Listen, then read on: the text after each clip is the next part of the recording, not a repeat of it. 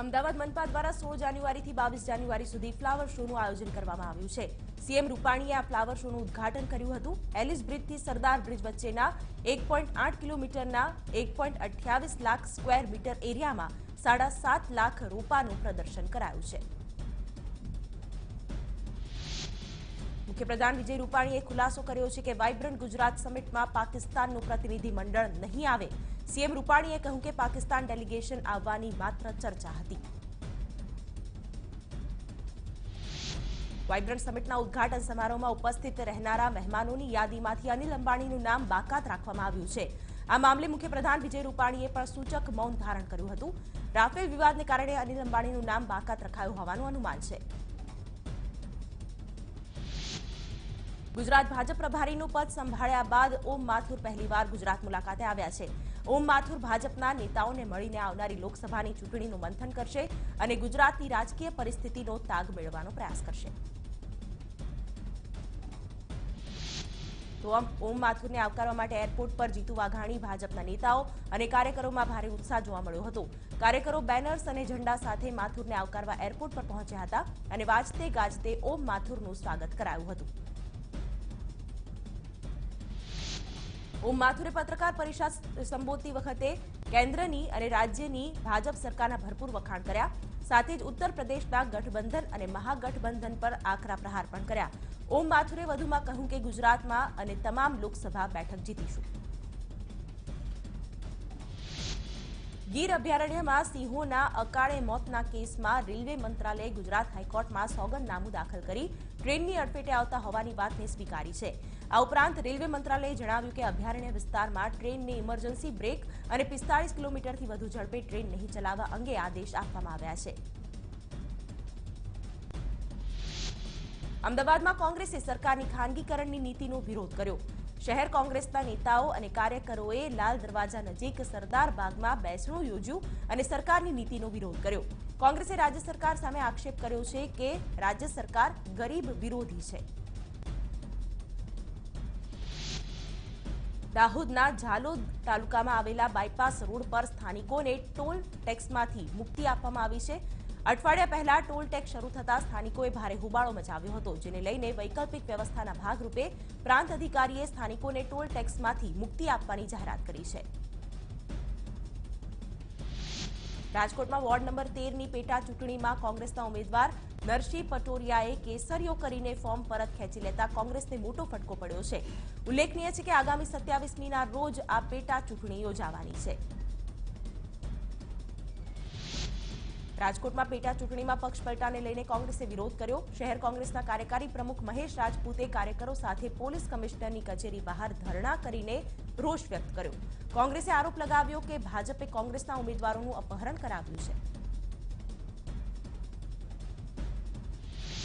તો આ મામલે રાજકોટમાં પૂર્વ ધારાસભ્ય ઇન્દ્રનીલ રાજ્યગુરુએ કહ્યું કે કોંગ્રેસના ઉમેદવારે ફોર્મ પરત ખેંચ્યું તે લોકશાહી માટે દુઃખદ બાબત છે। સાથે જ કહ્યું કે કોંગ્રેસમાં કાર્યક્ષમતાનો અભાવ છે। લાયકના બદલે માનીતા અને પસંદગીના લોકોને ઉમેદવાર તરીકે મૂકવામાં આવે છે। રાજકોટમાં વોર્ડ નંબર 13ની પેટા ચૂંટણીનો મુદ્દો કોંગ્રેસના બંને ઉમેદવાર ભાજપમાં જોડાતા ઉજવણી કરવામાં આવી હતી। ભાજપના કાર્યકરો દ્વારા ફટાકડા ફોડીને ઉજવણી કરવામાં આવી। તો હવે માત્ર અપક્ષ ઉમેદવાર અને ભાજપના નીતિન રામાણી વચ્ચે ટક્કર થશે। રાજકોટમાં ચેમ્બર ઓફ કોમર્સની ચૂંટણીમાં મતદાન શરૂ થઈ ગયું છે। ચેમ્બર ઓફ કોમર્સમાં કુલ 4592 મતદારો છે। ઉલ્લેખનીય છે કે વાઇબ્રન્ટ પેનલ અને મહાજન પેનલ વચ્ચે આ ચૂંટણી યોજાઈ છે। રાજ્યકક્ષાના પ્રધાન પુરુષોત્તમ સોલંકીની તબિયત નાદુરસ્ત થતા તેમને સારવાર માટે સિંગાપોર લઈ જવાયા છે। અગાઉ પણ તેમને સારવાર માટે સિંગાપોર લઈ જવામાં આવ્યા હતા। ત્યારબાદ પરિવાર તેમની તબિયત નાદુરસ્ત થઈ છે। રાજકોટના પડધરી તાલુકાના ઈશ્વરિયા ગામમાં ગૌચરની જમીનના વિવાદના વિરોધમાં ગામ લોકો 2 દિવસથી ઉપવાસ પર બેઠા છે। ઉલ્લેખનીય છે કે ઈશ્વરિયા ગામમાં આવેલી 10 એકર ગૌચર જમીન રાજકોટ જિલ્લા ભાજપ યુવા પ્રમુખ પ્રશાંત કોરાટના ટ્રસ્ટ દ્વારા પચાવી પાડવામાં આવી હોવાનો આરોપ મૂકવામાં આવ્યો છે। રાજકોટના ઈશ્વરિયામાં ગૌચર કૌભાંડ મુદ્દે ગ્રામજનો આંદોલન કરી રહ્યા છે। ત્યારે સાંસદ મોહન કુંડારિયા ઉપવાસ છાવણીએ પહોંચ્યા હતા। જ્યાં તેમણે ગ્રામજનોની મુલાકાત કરીને દસ્તાવેજી પુરાવાની ચકાસણી કરી હતી। આ સાથે કુંડારિયાએ ગ્રામજનોની રજૂઆત પણ સાંભળી હતી। પંચમહાલના કાલોલમાં દેશવ્યાપી ચીટફંડ કૌભાંડ સામે આવ્યું છે। રિયલ ઇન્ડિયા સુરક્ષા નિધિ લિમિટેડ અને મ્યુચ્યુઅલ બેનિફિટ લિમિટેડ કંપનીએ કરોડો રૂપિયા ખંખેર્યા। દેશભરમાં ગુજરાત સહિતના રાજકોટ, વેરાવળ, અમદાવાદ, વડોદરા એમ 4 ઝોનમાં ઓફિસ ખોલવામાં આવી હોવાનું પણ સામે આવ્યું છે। આ બંને કંપનીએ વધુ રિફંડ આપવાની લાલચની લુભામણી સ્કીમો બતાવીને કરોડોનું રોકાણ મેળવ્યું છે। જોકે એક રોકાણકારે કાલોલ પોલીસમાં ફરિયાદ નોંધાવી હતી, જેના આધારે પોલીસે 5માંથી 2 આરોપીઓની ધરપકડ કરતા સમગ્ર કૌભાંડ સામે આવ્યું। મહેસાણાના વિપિન ભારતીય નામના શખ્સે સવર્ણ અનામત બિલ વિરુદ્ધ સુપ્રીમમાં પિટિશન દાખલ કરી છે। વિપિન ભારતીયએ આ અનામત ગેરબંધારણીય હોવાનો આરોપ મૂક્યો છે। બંધારણના આર્ટિકલ 46 મુજબ તેમણે સુપ્રીમમાં વિરોધ પિટિશન દાખલ કરી છે।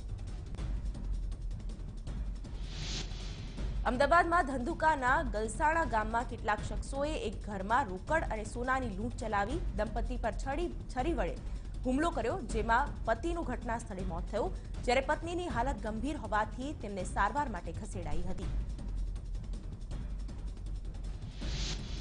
અમદાવાદમાં ધંધુકા બગોદરા હાઈવે પર ટ્રિપલ અકસ્માતમાં એકનું મોત થયું છે, જ્યારે 6 લોકો ઇજાગ્રસ્ત થયા। 2 કાર સામસામે અથડાતા એક કાર પલટી ગઈ। ઇજાગ્રસ્તોને સારવાર માટે ધંધુકા રેફરલ હોસ્પિટલ ખાતે ખસેડવામાં આવ્યા। અમદાવાદમાં રામોલના કૃષ્ણ દર્શન સોસાયટીમાં અસામાજિક તત્વોએ 2 થી 3 વાહનોમાં તોડફોડ કરતા સ્થાનિકો રામોલ પોલીસ સ્ટેશને પહોંચ્યા। ઉલ્લેખનીય છે કે અગાઉ 15 દિવસ પહેલા પણ અસામાજિક તત્વોએ સોસાયટીની અંદર ધમાલ મચાવી હતી। વડોદરામાં કરજણ જૂના બજાર વિસ્તારમાં આવેલી ઝૂંપડપટ્ટીમાં મારામારીની ઘટના બની હતી, જેમાં વિવાદ થાળે પાડવા પહોંચેલી પોલીસની ટીમના હેડ કોન્સ્ટેબલ પર અજાણ્યા શખ્સે ચપ્પુ વડે હુમલો કર્યો। આ મામલે કરજણ પોલીસે રાયોટિંગના ગુનો દાખલ કર્યો છે।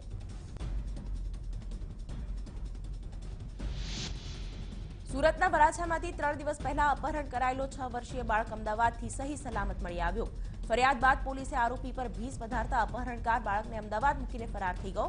ઉલ્લેખનીય છે કે બાળકના સગા કાકા પર જ અપહરણ કરવાનો આક્ષેપ છે, જે હાલ ફરાર છે। સુરતમાં રિંગ રોડ પર આવેલી અભિનંદન માર્કેટમાં 1,70,000ની કિંમતની કુલ 90 સાડીની ચોરી થઈ। માર્કેટમાં દુકાનની બહાર લાગેલા સીસીટીવીમાં તસ્કરો ચોરી કરતા આબાદ ઝડપાયા। ગોંડલના મહાવીર શોપિંગ સેન્ટરના 3જા માળેથી આધેડ વયના શ્રમિક જેવા દેખાતા એક પુરુષની લાશ મળી આવી। પોલીસે પ્રાથમિક દ્રષ્ટિએ અનુમાન લગાવ્યું છે કે મૃતકને માથામાં ઈંટ જેવી વસ્તુ મારી હત્યારાઓએ હત્યા કરી હશે। અરવલ્લીના શામળાજીમાં મહારાષ્ટ્ર HSC એક્ઝામિનેશન બોર્ડની પુરવણીની આડમાં ગુજરાતમાં દારૂ ઘુસાડવાનો પ્રયત્ન પોલીસે નિષ્ફળ કર્યો। શામળાજી પોલીસે 13,31,000ના વિદેશી દારૂ સાથે 2 શખ્સને ઝડપ્યા। બનાસકાંઠાના પાંથાવાડા પોલીસે દારૂ ભરેલું કન્ટેનર ઝડપી પાડ્યું।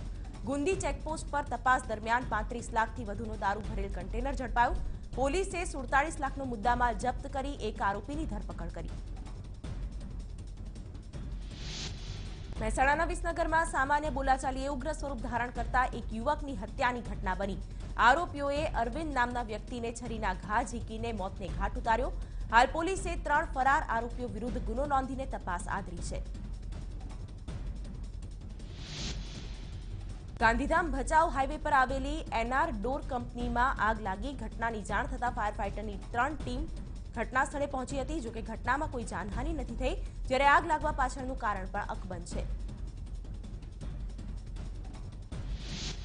વડોદરાના પાદરામાં પોલીસ, GEB અને પાદરા નગરપાલિકા સહિત અલગ અલગ ટીમોએ નિરીક્ષણ કર્યું। નિરીક્ષણ કર્યા બાદ નક્કી કરવામાં આવ્યું કે પાદરાની અલગ અલગ જગ્યાઓ પર સીસીટીવી કેમેરા મૂકવામાં આવશે। દાહોદમાં રાજસ્થાનની ST બસ અને કાર વચ્ચે અકસ્માત સર્જાયો। અકસ્માતમાં 6 વ્યક્તિઓ ઇજાગ્રસ્ત થયા।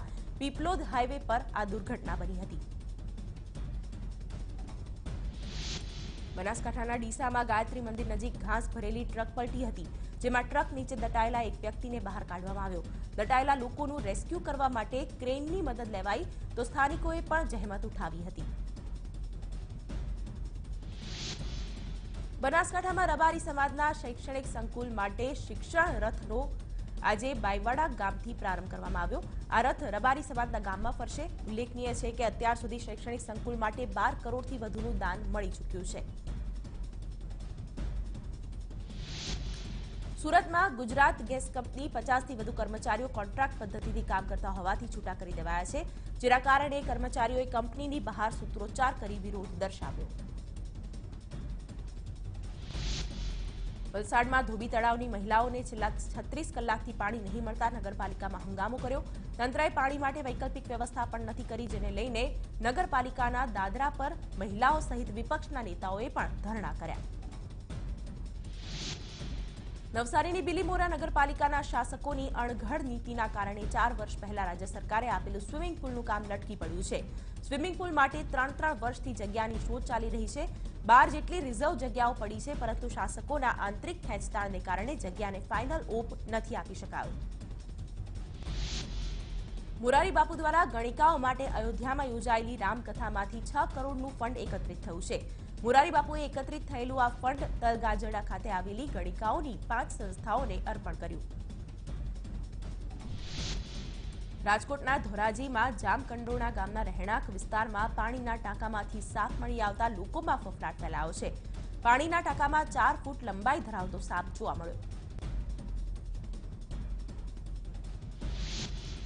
રાજકોટના ઉપલેટામાં સૌપ્રથમ વખત શ્રેષ્ઠ ગીર ગાય ખૂંટ પ્રદર્શન અને કામા અશ્વ સ્પર્ધા યોજાઈ. માધવ ગૌશાળા તરફથી આયોજન કરેલા આ પ્રદર્શનનો મુખ્ય ઉદ્દેશ વિસરતી જતી ગીર ગાય, ગીર ખૂંટ સહિત કાઠિયાવાડી અશ્વ જાતિને બચાવવા માટેનો હતો. ચોટીલા ખાતે કોળી સમાજનું મહાસંમેલન યોજવામાં આવશે. પાણી પુરવઠા પ્રધાન કુંવરજી બાવળિયાની અધ્યક્ષતામાં મહાસંમેલન યોજાશે. 2 ફેબ્રુઆરીના રોજ આયોજન કરવામાં આવ્યું છે.